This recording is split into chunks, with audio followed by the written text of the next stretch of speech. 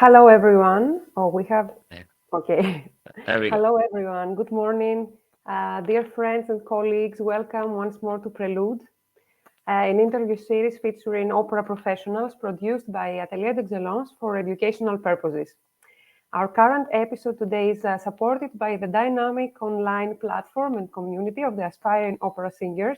We are happy to have Alejandra Sandoval, its founder, with us. Hello, Alejandra. Hi, Maria. I'm so happy to be here. We are the same.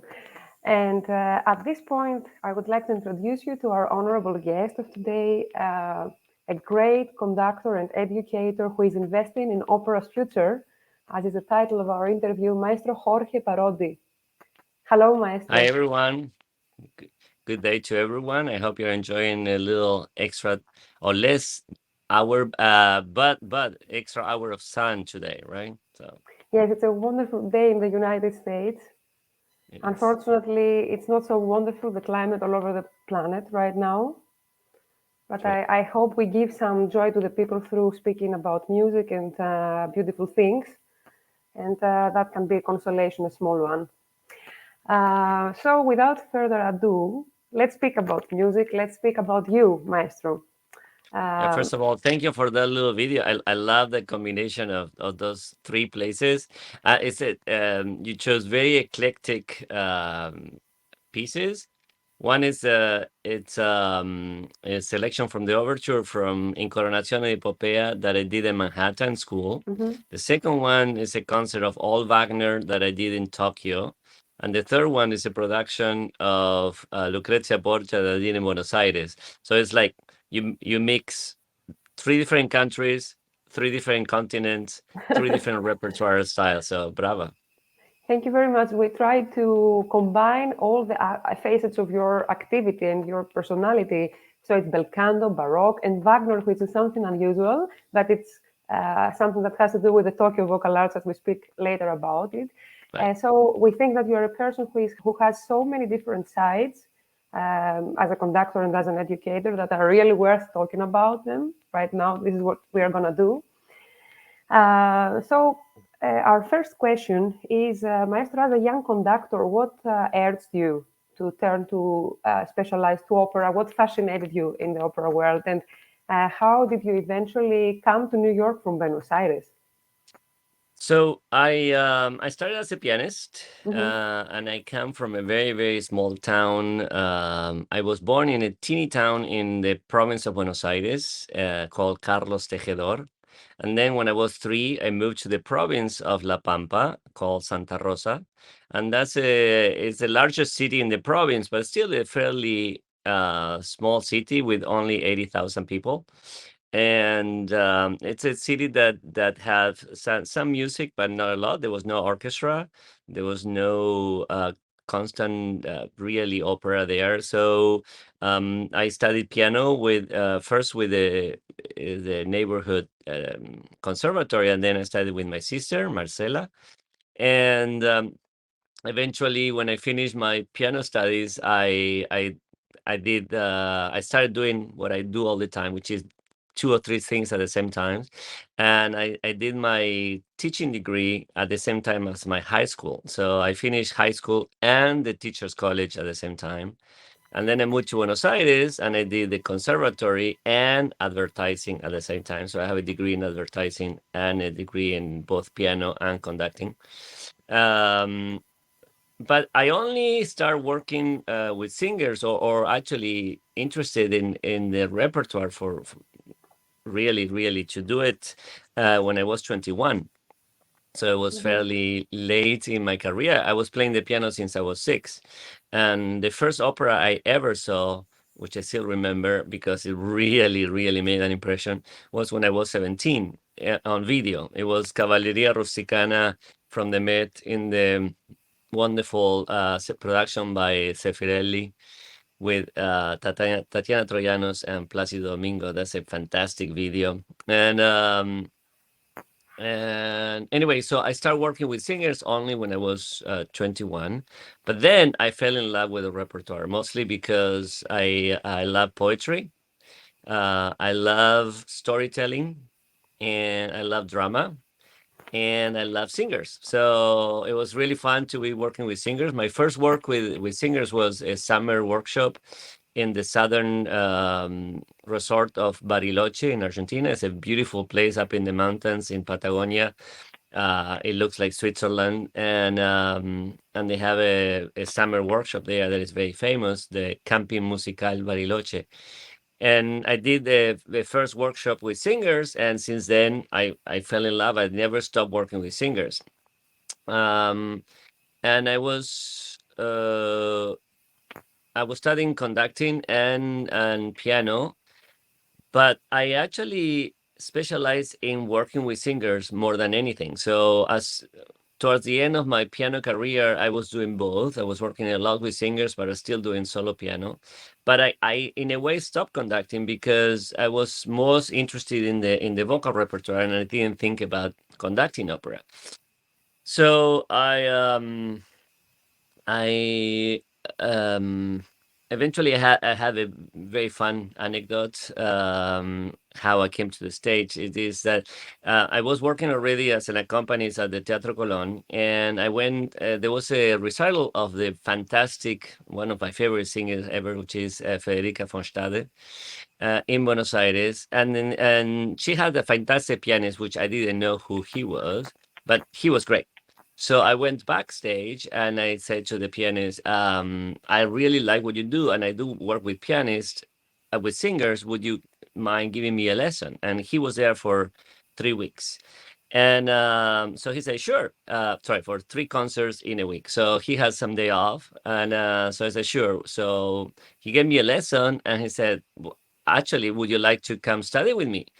That's sure. I mean, I was kind of looking to go abroad because I had already finished my conservatory, and so I worked out. And this person was Martin Katz from University of Michigan, which is happened to be one of the best accompanying teacher in the country in the world. I mean, it's a fantastic accompanist, and it is a great friend and an amazing teacher. So that the little decision of saying, would you give me a lesson backstage, transformed in me moving my whole life to a different country. And since then I've been in in the States. And after that, when I finished my master's, I moved to New York, and I was lucky enough to start working at Juilliard, and I've been working at Juilliard since. So I always say that you never know what's going to happen. But in my case, for example, when I was 18, I was still living in the middle of the Pampa in a small town with no orchestra. And when I was 28, I was teaching at Juilliard. So Incredible. how those 10 years happens, you never know. I didn't expect it, and it just happened. And in terms of how do you become an opera conductor, well, I think it happened, right? So because I was very interested in vocal repertoire, I was loving working with singers. I love the vocal music because of the poetry, the drama, the style. And I was a conductor. So as a coach, you always conduct. And it just eventually I started conducting. The first conducting I did again was back after from my degree, as I was working in a church in Spanish Harlem. I decided to create a Spanish Baroque ensembles, mostly South American Baroque, because there's a lot of music from South America, from the Baroque times, from the missions. So I created an ensemble, and that it went very well. I felt very comfortable conducting again, and conducting especially vocal music. And then I was invited to do a production at Manhattan School, the undergrad opera, a production of Dido and Aeneas. And after that, at that time, they decided to create the undergrad opera Manhattan, and then they invited me to take over. So it just happened, and since then I've been full-time opera conductor. Fantastic. Thank you very much. It's, as they say, the life of a musician is a sequence of unexpected events Oh yeah, yeah, that yeah. bring you where you are today. Alejandra, next question is yours. Thank you. Absolutely. I love how your career, of course, has taken you all over the world, from Europe to Asia, America, all these places. And I wanted to know, is there a particular place that you enjoy working in the most, or a place that is just near to your heart? Well, I adore going back to Buenos Aires to conduct. I had the opportunity to go back twice, and I wish I were there more often. But then I have a special association or love for Opera Tampa. They, I really enjoy everything that is there. I love the city. I love the weather. I love being in Tampa in January and February. I love the company. It's really well run. The facilities are incredible. They have access to two amazing theaters. The casting is always great. So that I felt very, very comfortable and very fortunate that I've been back since I first started in 2017. I've been back 6 times and to do shows there. So it's really, really a fun place to be. But I also love to travel, as you probably can guess. So I love being everywhere, and the more I travel, the better. So I was. We'll talk about Japan later, probably, but I adore going to Japan, and unfortunately, I haven't been there in the last 2 years. But hopefully, this summer we're going to go back, and and of course, I adore also being in Europe because it's just it's culturally so interesting and fascinating. So I I like to be everywhere. Just to add on this question, do you think the audience behaves differently, has different expectations in different parts of the world, or you think that people are the same everywhere? No, I think they're a bit both. They're very different and the same at the same time. There are certain behavior that the audience and the audience, meaning the individuals, are used to. Um, I again I grew up. I mean, not really grew up because I was already old when I was in Buenos Aires, but I grew up as a musician in Buenos Aires, and there is a passion for opera that is quite strong, and the knowledge and the of the general public is quite strong than I perceive in other countries and certainly other cities. So it's Buenos Aires is a very operatic opera city, and it's very different from the normal city in the Americas. New York is quite different from other cities in the States because, again, it has a very strong mix of cultures and a strong opera tradition, but still it's a very large city. Tokyo is enormous, and there's people for anything. So there's a lot of people for opera, but there's a lot of people for a lot of things, and each country behaves a little different and the audience behaves a little different, but yet we all like the same things in a way. So I think there's differences, and there are certain things that you can count on in every place. Thank you very much.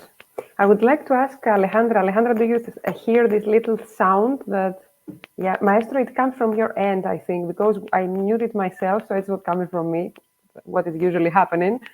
So I don't know, maybe you're touching your mic in a way. No, I mean, I only hear when you talk. When you So talk, I hear that. But so, Alejandra, do you hear it too? Actually, it just fixed itself on my end. I heard both of you clearly. Okay, now Right. I hear you clearly all. Yeah, we are Oh, good. great. I mean, it's a live thing. Everybody knows the difficulties of the things we are doing right now. But it's Yes. better to solve it so that people can hear the maestro perfectly. So let's go on and see how this goes. Maestro, uh, as far as I know, you are a very singer-friendly conductor. This is what I'm hearing from and what I have witnessed. So I would like to ask you, during a production, how do you bring an artist's unique personality to bear on a specific role? One thing that I learned as a conductor and also as a coach is the more you ask, the happier the people are. But also, I always tell that I want everyone to bring their own opinion, their own imagination, their own solutions, and their own creativity. So I actually do both things. I ask a lot, but also I want them to bring as much as possible from what they want to do. So I and when I ask a lot, I mean I don't demand, but I try to be as attuned to detail as possible. So I say, well, why don't we do this? What do we do here? What do we like to do here? How do you feel about this? Why don't we resolve this issue? Why not? So that kind of approach, and I think people like this idea of working the details and finding solutions, and they feel that they own the solutions and they own the piece. So this is what I try to do all the time. So Very interesting. Absolutely. And I love the work that you're doing with Opera Hispanica. I'm a huge, huge fan.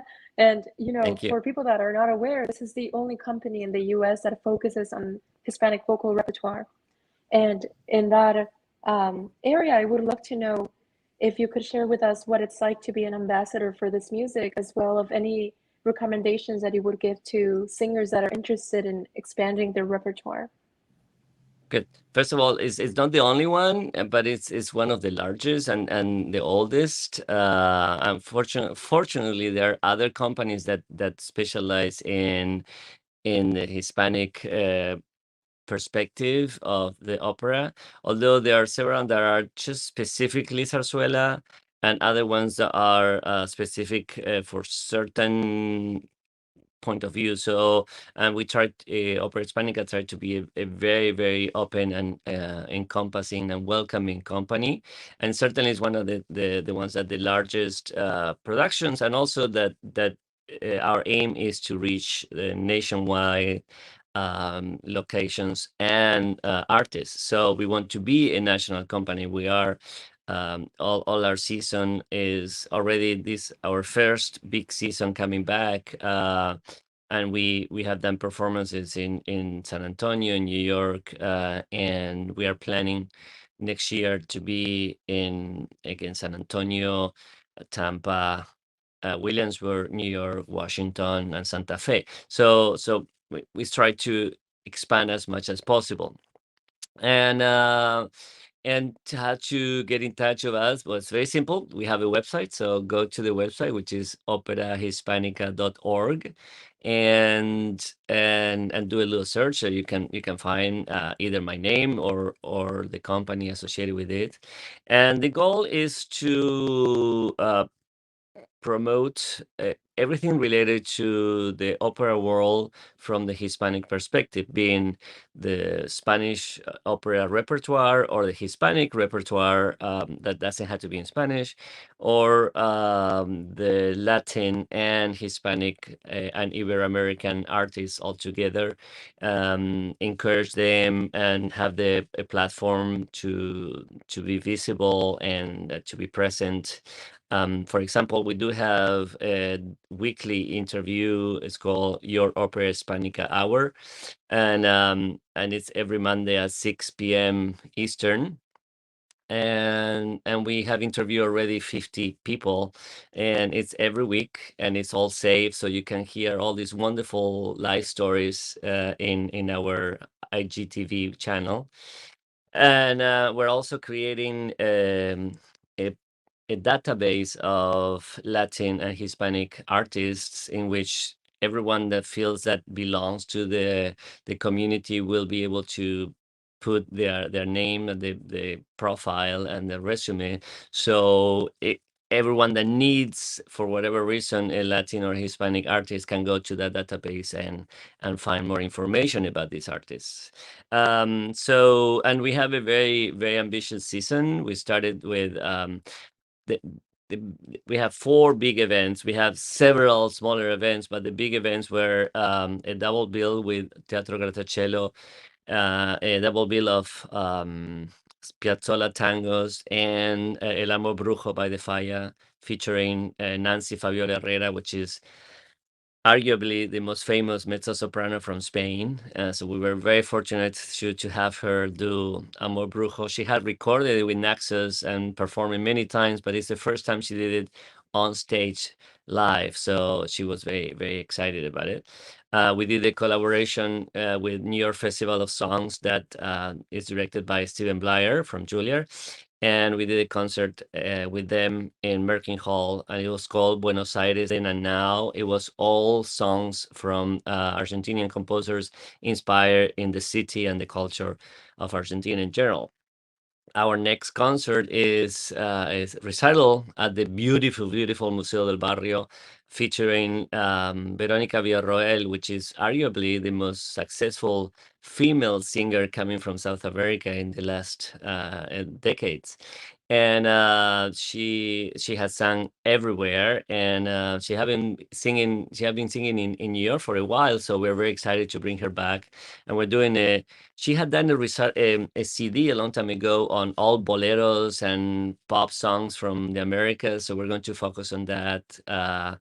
And so it's a very romantic repertoire. And also we're featuring some of the songs by Garcia Lorca with her, Veronica, but also we have a cantaor and a flamenco dancer in that actually they worked with Madonna and Ricky Martin in their flamenco repertoire. So it's a really great program.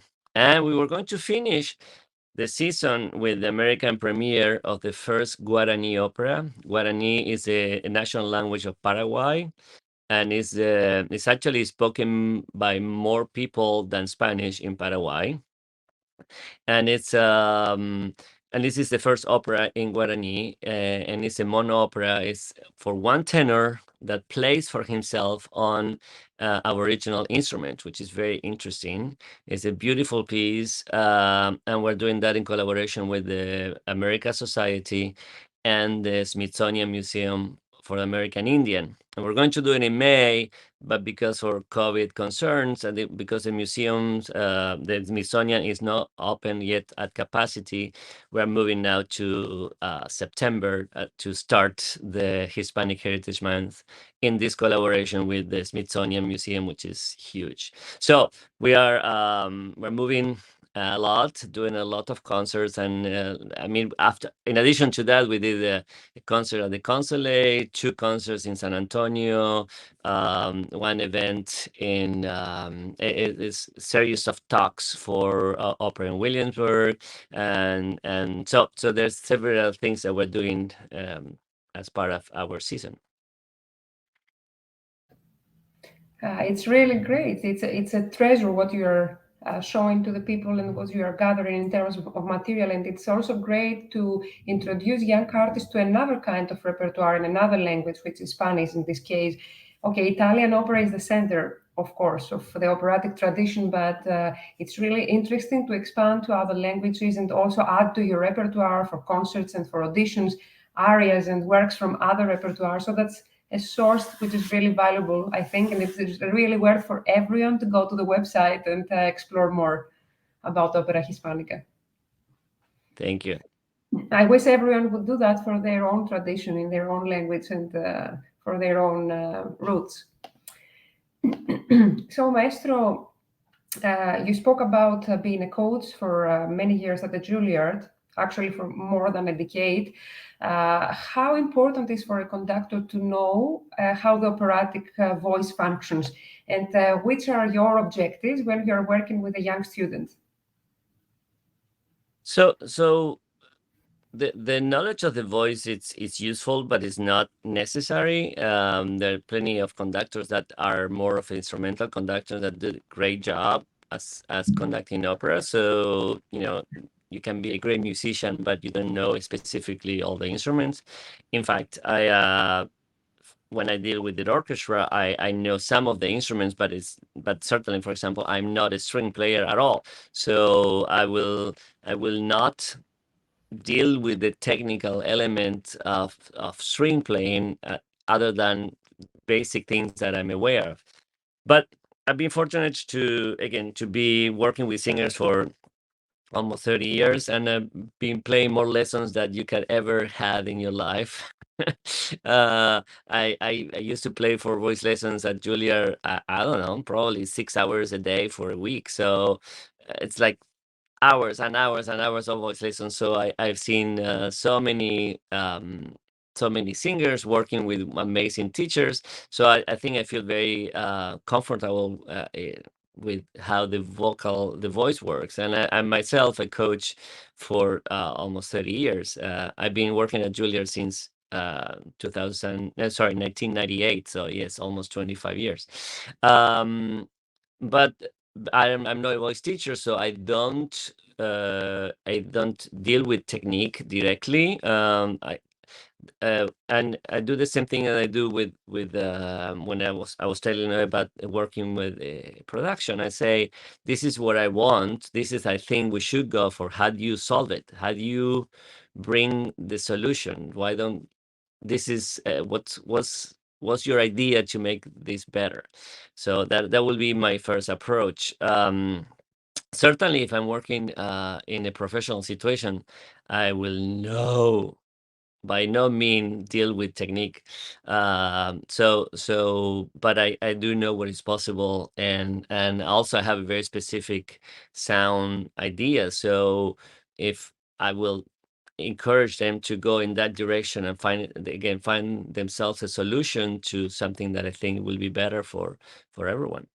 So and then as a coach, there's quite a different hat. It's a quite different hat for being a coach and a conductor, and because there's a different process, and I need to help them um, go through the process. And the conductor is much more of the final product, and it's faster process, and it has to do with coordination and performance, not so much as process, discovering or knowledge information, right? So there's quite different stages of the growth of an artist and the singer.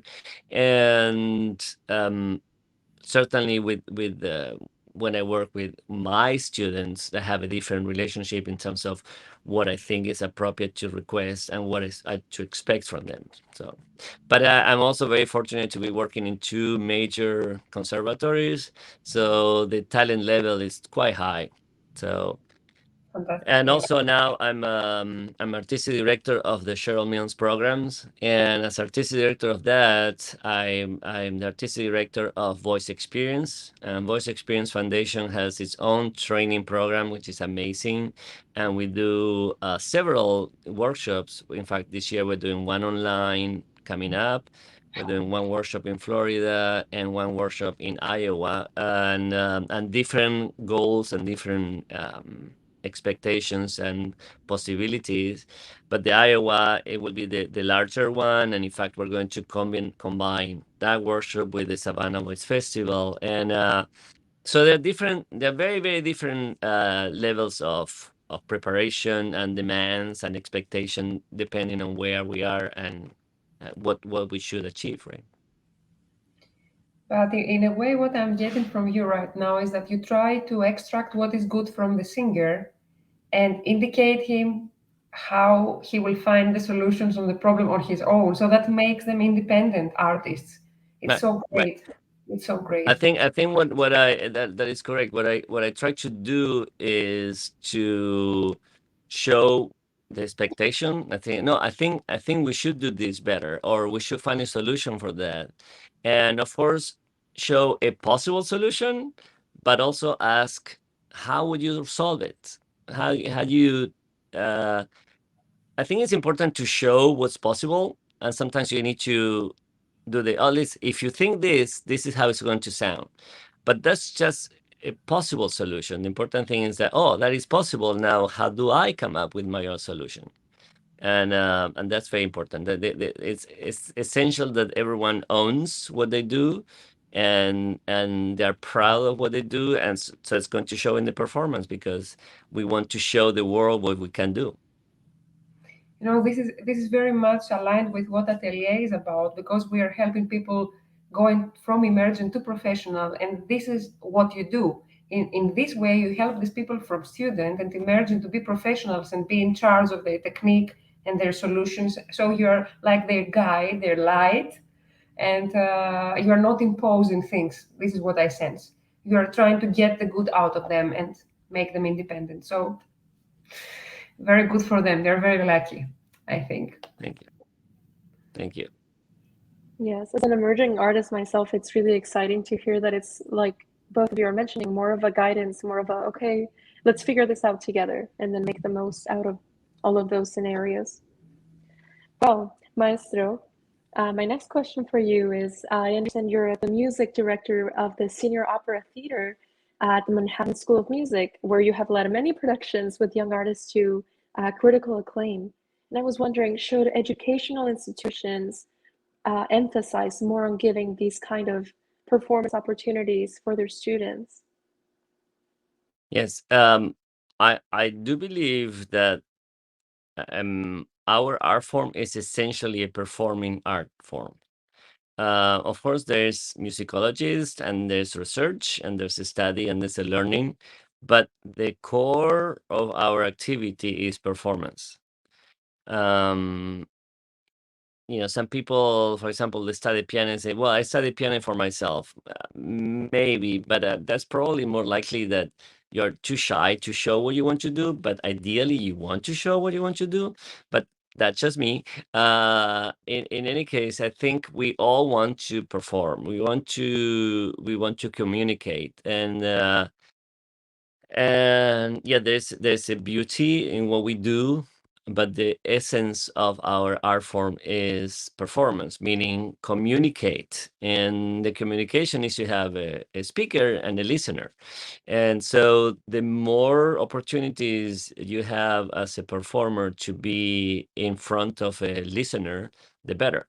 Uh, So of course, it depends what kind of opportunity can you create, right? So, and it's obviously, operas are very expensive because it requires so many people, and so you had to have the orchestra, the chorus, the stage, the stage hands, the stagecraft, the production people, the costumes, the backstage, the all administration. So an opera production is ultimately the most expensive things we do in music, period.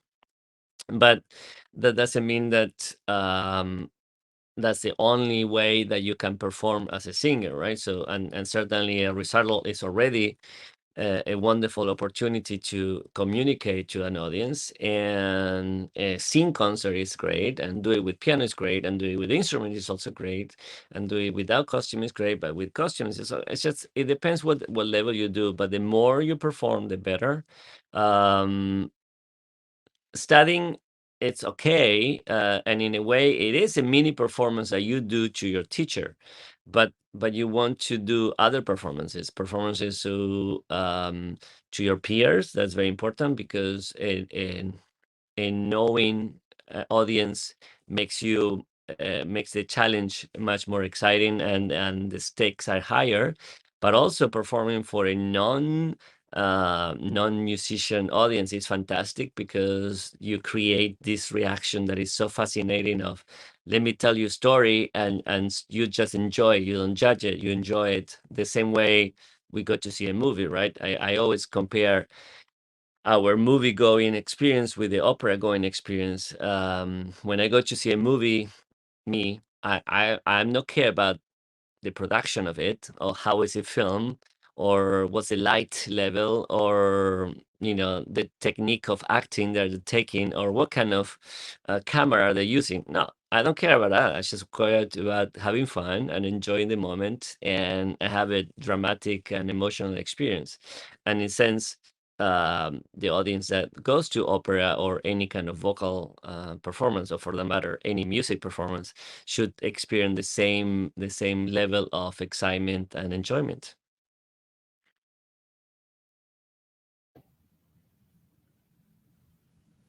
I love that so much. I think I will use that idea of the movie theater experience with my friends as well, because I have found myself enjoying sometimes more of a performance where not a single soul will know what I'm saying if I'm singing in German or French or Italian, but they will still feel the message if you are focused on that communication. Right. Well, Maestro, one of my other questions is I believe that you have established the Tokyo International Vocal Arts Academy, and you're also so active all throughout the summer teaching in so many places. And I wanted to know what inspired you to become so active in all of these organizations.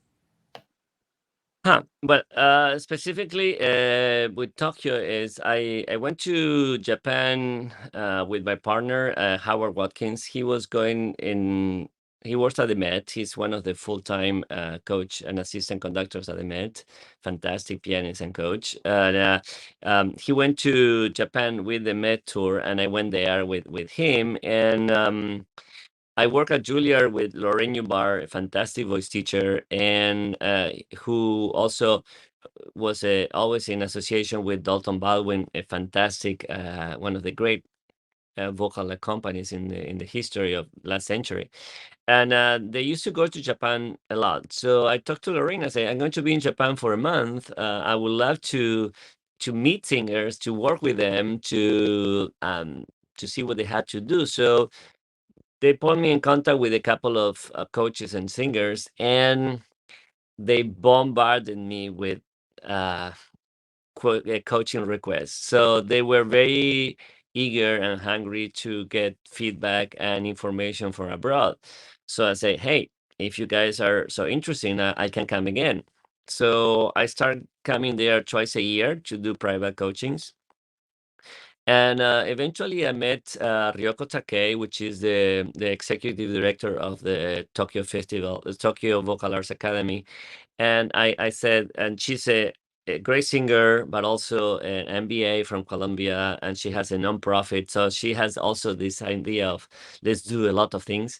And I say, I would like to come not just to do private coachings, but I want to do a long workshop, be here for 2 weeks, and eventually promote larger performances, and like eventually opera productions, but certainly galas and sing concerts. So we decided to create this this academy. So we bring European and American coaches to Japan, and we share with them our way of making music and learning and preparing in the States. That I think is a very good one. I think the States has a fantastic way of systematically educate and teach singers to create artists. So we created that festival, that academy, and we have a summer workshop that is been functioning for 7 years. Unfortunately, the last 2 years it's been online. But other than that, I bring fantastic directors, and Howard and I go there to do a 2 weeks workshop. And for the matter, in the summer, I also work at Morelia in Mexico. There's as part of the International Summer Opera Festival of Morelia, which is amazing because we had the rare opportunity of working with the orchestra of Michoacán, the state orchestra of the state, and perform in a professional theater. For the American singers trying to have the opportunity of performing with an opera with a professional orchestra and a professional theater, that is quite a fantastic place. And I don't know if Alejandro, if you have been to Morelia, but it's it's a World Heritage Site, and it's an amazing city with just great everything. Yeah, a bunch of amazing coaches goes there every year. We highly recommend it, and we hear from the singers that it's an amazing experience. The city is beautiful. And congratulations, because this means investing in opera's future, doing all these Oh yeah. things for young artists. And Maestro, of course, I believe you would advise people to do this step, to take these summer programs, these educational programs. What do you think they can add to a young artist's education, these stimuluses? Well, summer programs have a quite different advantage than normal programs, like a master's or a undergrad programs, or even a professional study degree. They connect you with a lot of new people in a very short amount of time. You are also focused on your craft, and you only do what you want to do. You just do a show or one opera in 2 weeks, which is closer to a professional experience in terms of the speed and the length of it. And it creates, lifelong friendships. I don't know what it is, but it happened to me as a student. I don't know what it is, but all this friendship that you create in December programs are sometimes stronger than the ones that you create in a year-long program. So I think they're useful. They're very useful. They're very valuable, and you get many things that you don't get in other moments, and the opportunity of traveling to great locations, to meet different people, different coaches, and different teachers in a short amount of time. It's incredibly valuable. Very nice. Thank you, Maestro. And thank you, Alejandra. Maestro, what would be your advice for emerging singers who wish to create a healthy relationship with their conductor? um, well, I always said this, and this is to everyone. Everyone is defensive. So it's very important to know everyone is defensive. So we had to be very careful. We put a lot in our relationship, in the artistic relationship and the professional relationship. We open our hearts and our mind, and we are exposed, and we want encouragement. But that happens, all of it. I don't want singers that say, I don't understand what you're saying. Well, that I'm also get defensive, right? So everyone is defensive. So we have to be very careful with how we verbalize our needs, and our requests, and I certainly do it with the artists. I don't like to put artists in an uncomfortable situation. I don't like to create a working relationship that is uncomfortable and stressful. I People enjoy being mean and to say like it is. Well, there's no such a thing. You can always say it in a different way. The goal is the same, but the way we present our information, it's it's endless. So there's no reason why to create an uncomfortable situation, because it's not conducive. And in that sense, when you work with a conductor or a director or any teacher, it's very important that you appreciate what they are for, what they're willing to give you. Remember that you don't have to take anything as a teacher. As a student, you can always say no later, but it's better not to say no then. And so just ask the question and take the answer, and then do whatever you want with the answer. But same thing with the direction. If someone asks you to do something, it's better to say yes and try to make it happen, and then if it doesn't work, then you process it in a different way, but in a very collegial and collaborative fashion. One thing that working with a conductor is very different than working with a teacher or a pianist, is that the coordination rhythm is essential. And that's something that is not first in the mind of a singer working with a pianist or a voice teacher. Rhythm, it's happens, but it's not the organizing factor. In fact, melody is often the organizing factor for singers. Same thing with pianists, because we're used to kind of being our own. And but when you're working with many people, which is exactly what the conductor is, it's all about coordination and it's about rhythm. So the understanding of the rhythm is essential when you work with a conductor, and it's a very different approach to working with just a coach or a diction coach or an acting coach or a voice teacher. So that is the biggest difference. I again, as I mentioned, I'm the artistic director of the Mills voice programs, and I had the opportunity to work with Cheryl Mills, the most famous Verdi baritone of the last 50 years.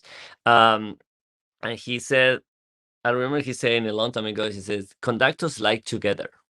And that's very true. Conductors like when everything is together. That's the first job of a conductor. And it's the first thing that conductors are looking for.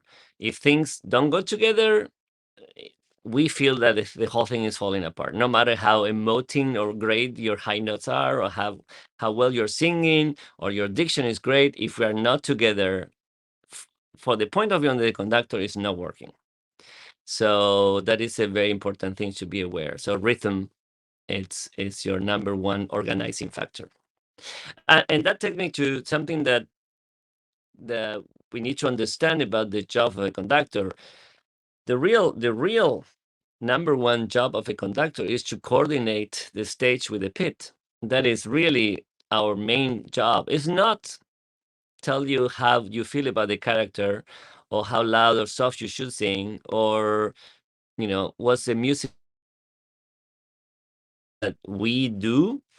But our main job is just to coordinate the pit and the stage, which is essential. I mean, you cannot do it without a conductor.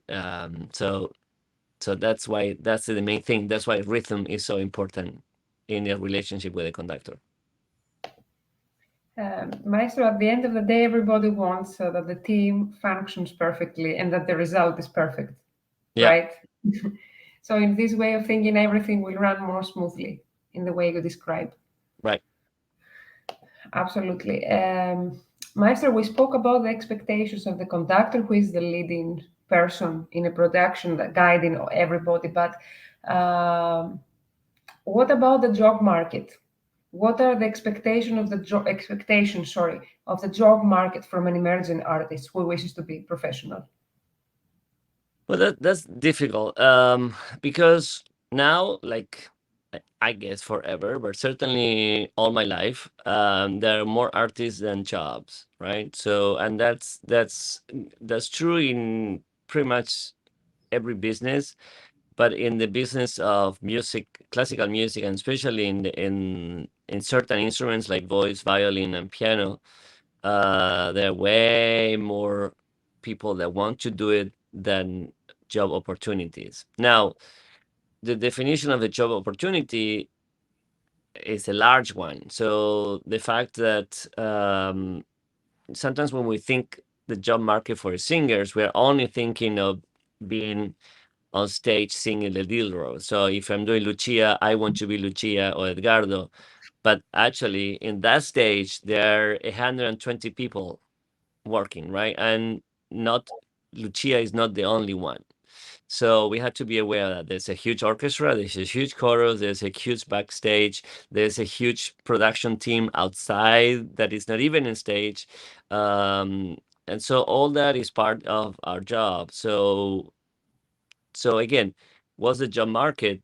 If you open your mind at all the things that are there, it is much larger than singing Lucia, which is just one. Right. So yeah, that is complicated. To get the job as Lucia, it is much more restrictive than working in the chorus, working in marketing, working at the directing, working at education, outreach, working at artist connection, liaison, etc., etc. So there's a lot of things to do.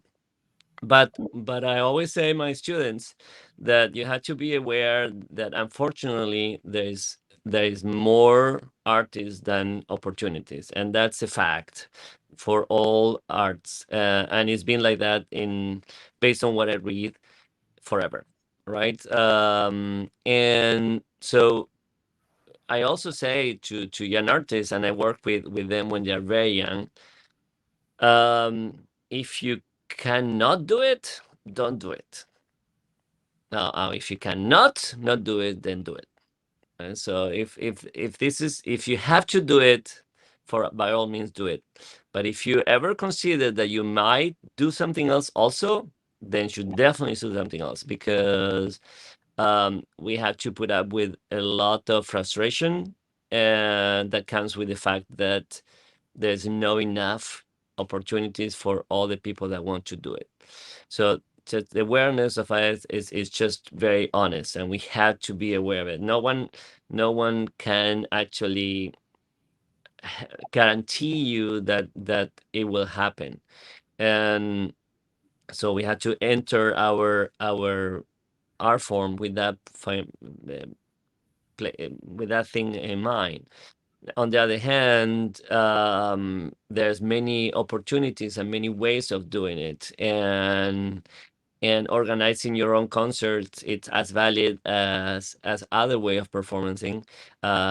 Doing what you guys do is a fantastic way of doing, being part of the business and enjoying the activity. And education is an amazing way of working, and certainly in the States, compared with other countries, education is one of the largest fields to work in music. Church jobs are amazing in the States also. Something that is not true in Europe or South America.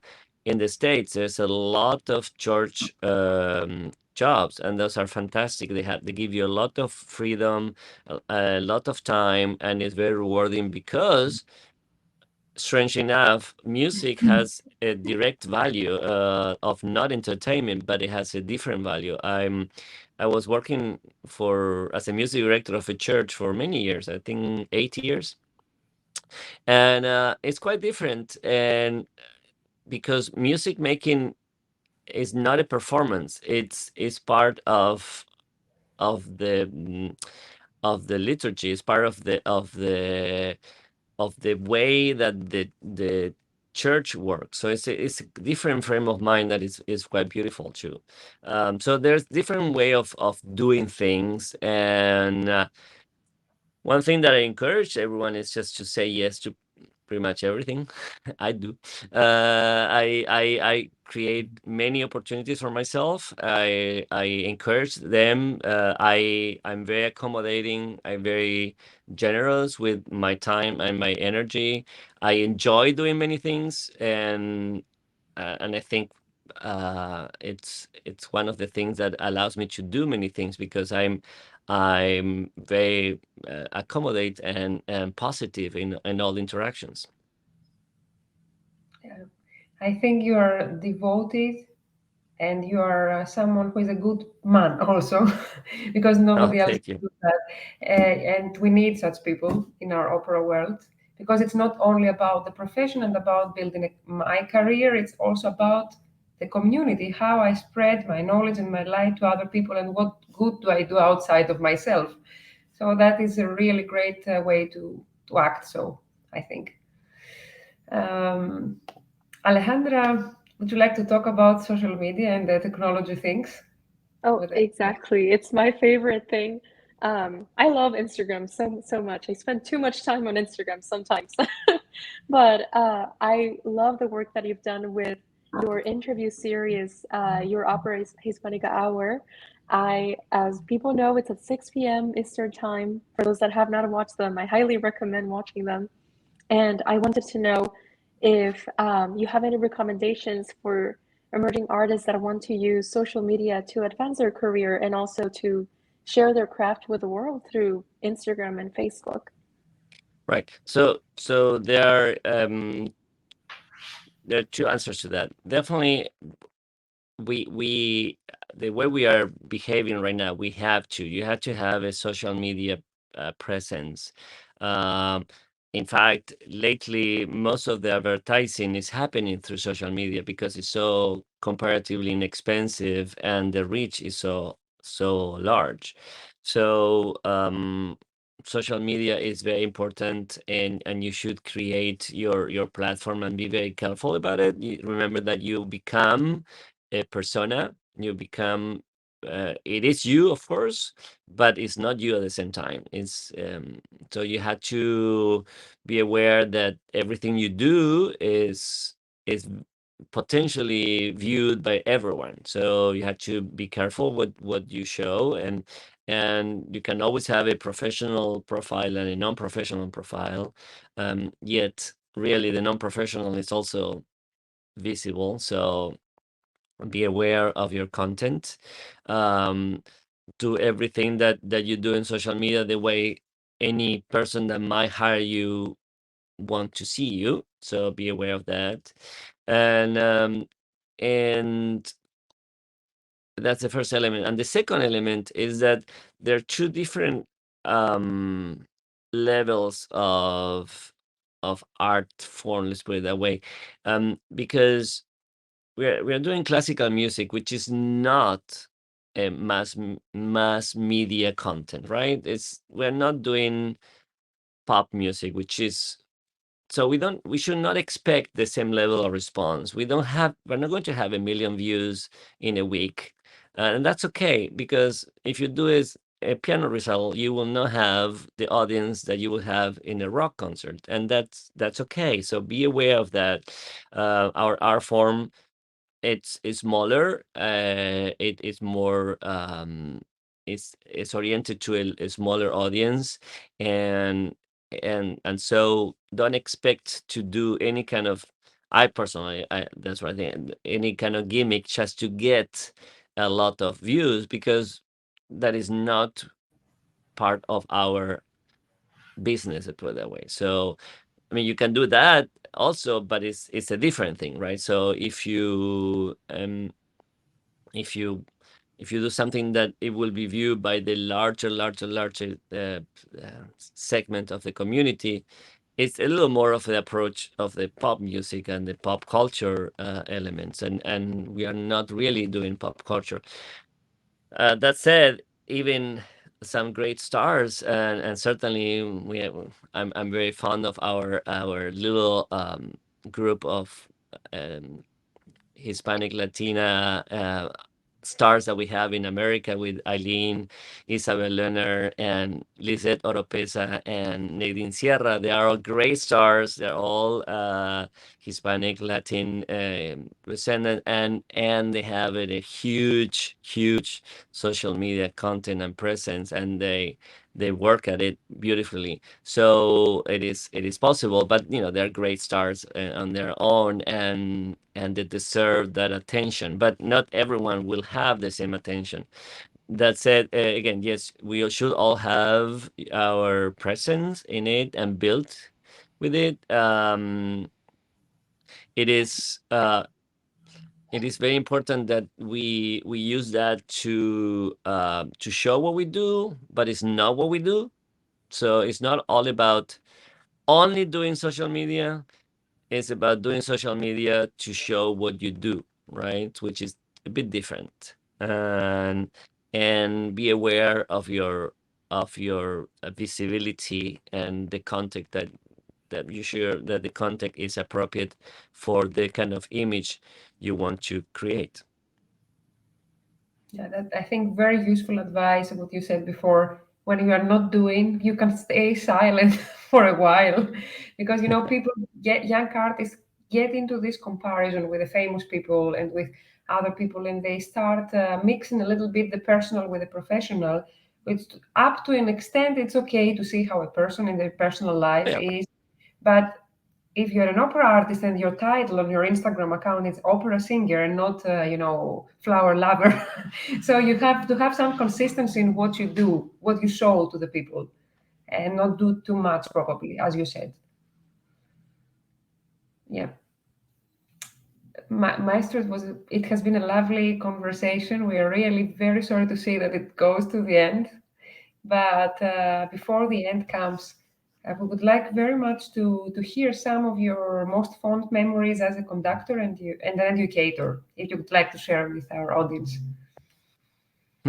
Yeah. So, well, I was very tickled when I got my own interview on Opera News as a conductor of the senior opera. So that was lovely that Opera News was interested in find out what Manhattan was doing as an undergrad opera, and so that was excellent. I was very happy to do my first production in Buenos Aires.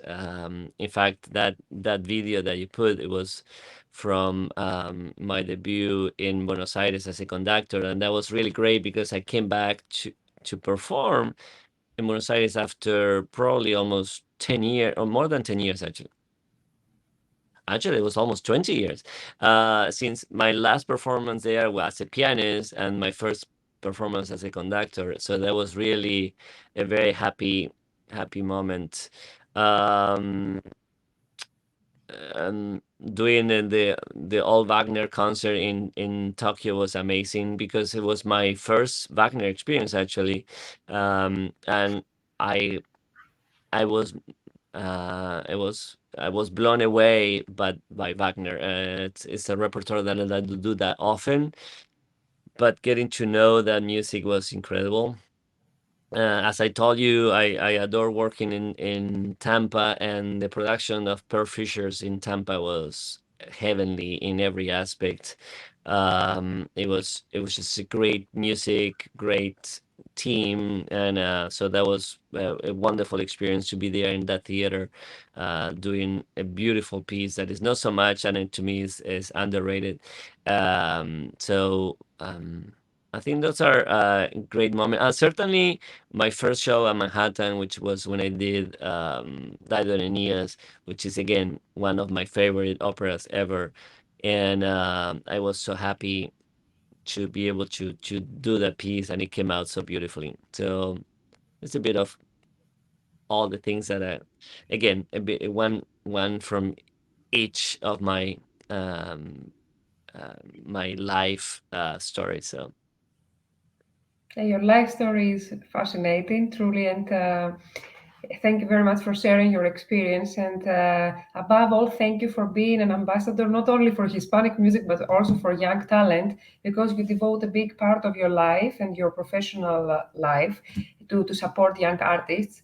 And I have to say that 2 years ago, when the pandemic struck, I called you and I told you about my crazy idea to do this online academy with the online master classes and the competition, and you were immediately, without knowing me, you said, yes, let's do that, I will participate. So that was wonderful, and people had great experience with you, and we wish you from the bottom of our hearts to have continued success in Thank your you. career, and to Thank continue to spreading your knowledge and your light to the people you meet. Thank you, and thank you guys for doing what you do. It's thank you for creating a platform and opportunity for young singers and older singers, for all kind of singers, and to encourage them to keep growing and giving tools to growth and encouragement, and to both of you personally for doing what we talk about, it is finding your own opportunities, creating your opportunities, and finding a sense of accomplishment in doing other things that the typical expectation of a performer. So thank you for everything. Thank you, Maestro. Thank you Thank very you much, so much. Alejandra. Thank you No, for thank you for supporting the Prelude, invitation. because it's important for young people to join forces like this and spreading the message. I think Maestro said something very nice, and it's the best way to end this discussion, that the solutions is in you. You're having the power to find the solutions for you. And for those who lost the little video we played in the beginning with Maestro's highlights, I'm going to play that again. And we will say goodbye for the moment until the next time we meet again at Prelude. Stay well, and let's all pray for a little bit more peace on the world. Goodbye. Bye, guys. Bye-bye. Thank you. Thank you.